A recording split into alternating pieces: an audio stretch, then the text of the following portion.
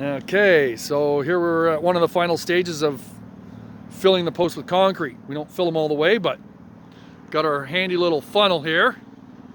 It's custom made, but I'm sure you can come up with something. Give me the bucket. We'll fill. And just tip a little bit of good concrete in there.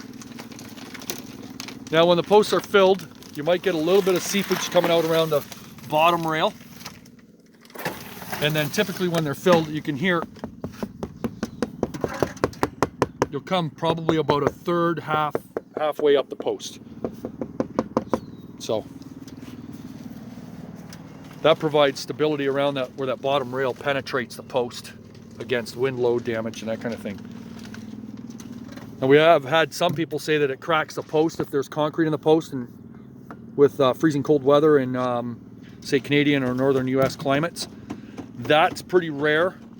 It can happen, and usually because any water that gets into the system hasn't been allowed to drain away, which is the reason in the first video where you'll see that the bottom rails have drain holes in them. So water that gets into the post ostensibly would run out of the rails or out through the bottoms of the, where it comes in between the panels and the rails, and run out the bottom of the rail, so that there's not a overabundance of water getting in there to freeze.